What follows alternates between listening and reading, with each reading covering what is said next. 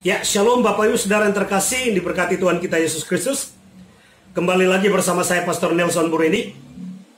Kali ini kita akan belajar kebenaran firman Tuhan dengan tema mengapa pendeta-pendeta murtad. Ya, temanya adalah mengapa pendeta-pendeta murtad.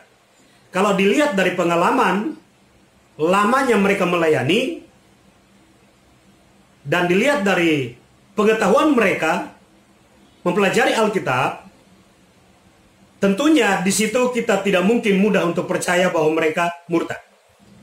Saudara, kita tahu bersama ada begitu banyak pendeta di Indonesia yang murtad. Bahkan bukan hanya pendeta biasa, tetapi gembala, pemimpin jemaat juga ada yang murtad. Kenapa mereka murtad?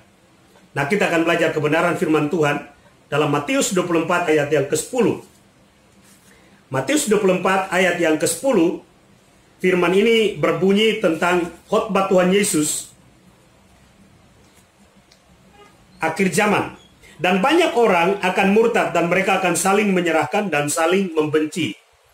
Khotbah Tuhan Yesus tentang akhir zaman, banyak orang akan murtad dan mereka akan saling menyerahkan dan saling membenci. Kita tahu bersama di Indonesia begitu banyak pendeta yang meninggalkan kekristenan atau meninggalkan Tuhan Yesus dan kemudian mereka menyerang kembali kekristenan. Saudara, mengapa mereka murtad? Karena mereka masuk dalam nubuatan firman ini. Lalu alasannya kenapa mereka bisa murtad?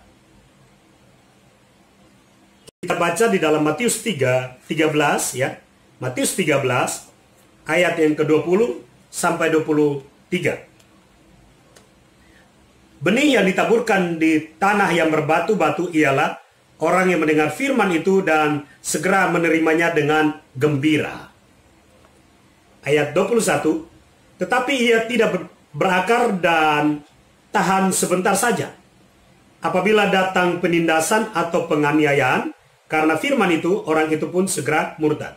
22, yang ditaburkan di tengah semak duri ialah orang yang mendengar firman itu, lalu kekhawatiran dunia ini dan tipu daya kekayaan menghimpit firman itu sehingga tidak berbuah. Yang ditaburkan di tanah yang baik ialah orang yang mendengarkan firman itu dan mengerti. Dan karena itu ia berbuah.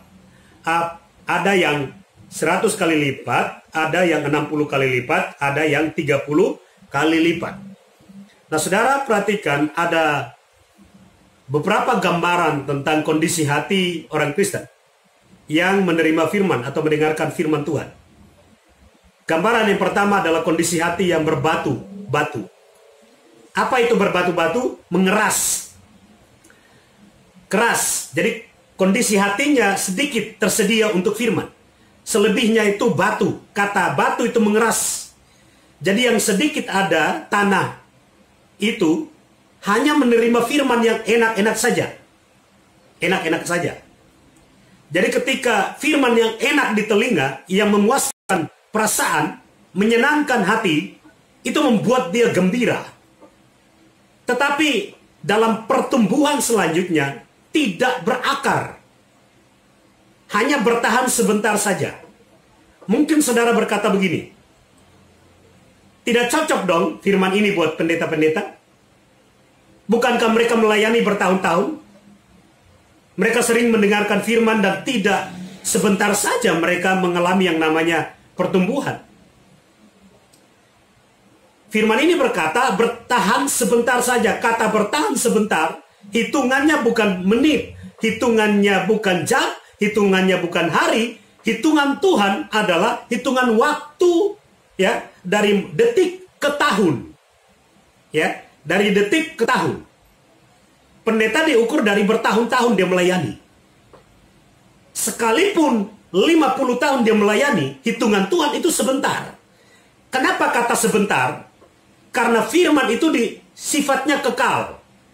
Maka yang menerimanya harus menerima di dalam sikap untuk hidup di dalam kekekalan firman itu. Jadi kalau misalnya melayani 50 tahun atau 30 tahun atau 20 tahun, ya, menggembalakan jemaat 20 tahun atau belasan tahun lalu kemudian murtad, hitungannya tetap sebentar. Hanya sebentar saja. Jadi hitungannya pakai hitungan Tuhan, bukan hitungan manusia. Kalau hitungan manusia, bertahun-tahun itu panjang. Tapi hitungan Tuhan, bertahun-tahun itu sebentar saja. Kenapa? Karena bertahun-tahun ada batasannya. Tetapi, kalau firman Tuhan, hitungan Tuhan, kekal. Kalau kekal, tidak ada batasnya. Makanya pendeta-pendeta bisa sampai tua, tiba-tiba meninggalkan Yesus. Pindah ke agama lain. Karena ikut Yesus hanya sebentar. Nah, itu dia. Jadi ukurannya sebentar itu bukan datang ke gereja dengar firman, bergembira, lalu kemudian hari Senin, ya, misalnya hari Minggu ke gereja dengar firman, kemudian hari Senin ikut Yesus, bertahan dalam Yesus, ya, Minggu mendatang ke gereja lagi, lalu ternyata bulan depan murtad. Bukan itu hitungan sebentar saja. Hitungan sebentar itu bisa termasuk. Tetapi hitungan sebentar, itu yang tadi saya katakan. Kalau sampai kepada ada batasannya, berarti hitungannya adalah sebentar saja. Ya.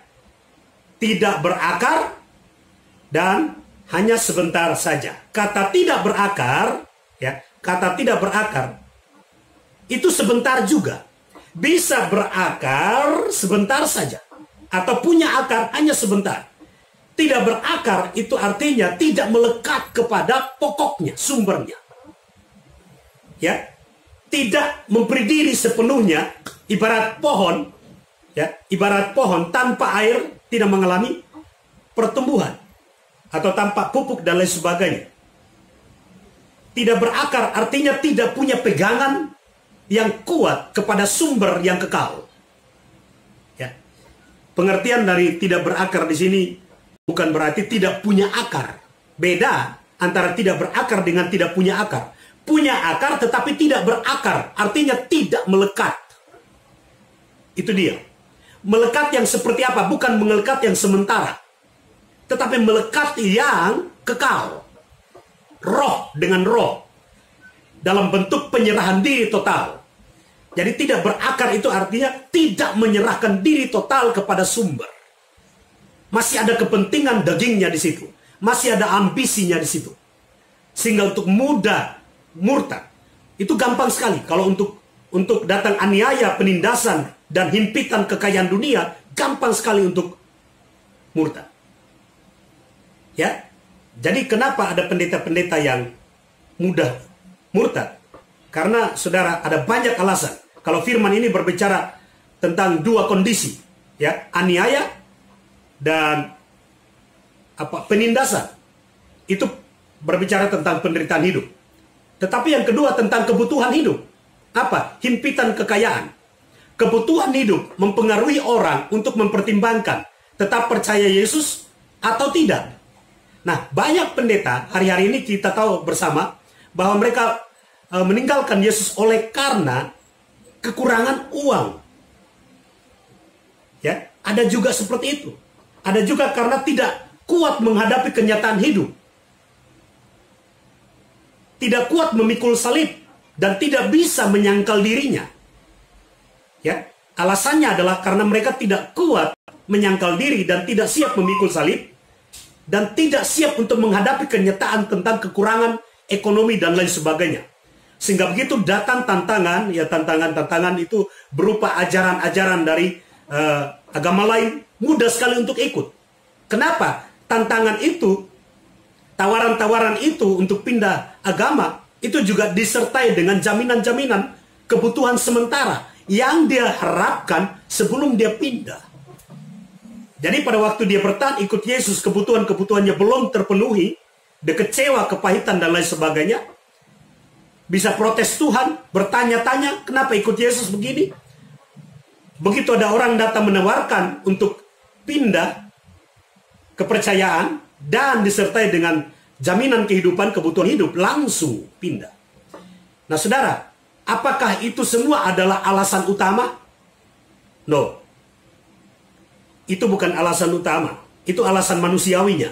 Nah kita lihat dari alasan secara yang tidak kelihatan, alam roh. Alasan secara roh, alam roh, berhubungan dengan roh penyesat. Apa itu roh penyesat? Roh antikris. Siapa itu roh antikris? Setan itu sendiri. Iblis itu sendiri. Iblis punya pasukan roh-roh jahat. untuk menyesatkan begitu banyak orang Kristen. Nah, Yesus berkata di akhir zaman akan muncul ya antikris. Lalu diteruskan oleh murid-muridnya. Dan murid-murid berkata bahwa sekarang ini sudah banyak antikris. Nah, di tahun 2020 ini sudah sangat banyak antikris. Apakah berkurang? Tidak, bertambah. Masuk ke 2021 terus sampai kepada pemerintahan antikris, bertambah-tambah antikris. Dan dibalik ya, orang-orang yang dirasuk oleh antikris ini, ada begitu banyak roh-roh jahat. Dan roh-roh jahat ini di dalamnya ya, di antara mereka ada yang disebut dengan roh penyesat. Nah, roh penyesat inilah yang kemudian membuat orang murtad, meninggalkan Yesus.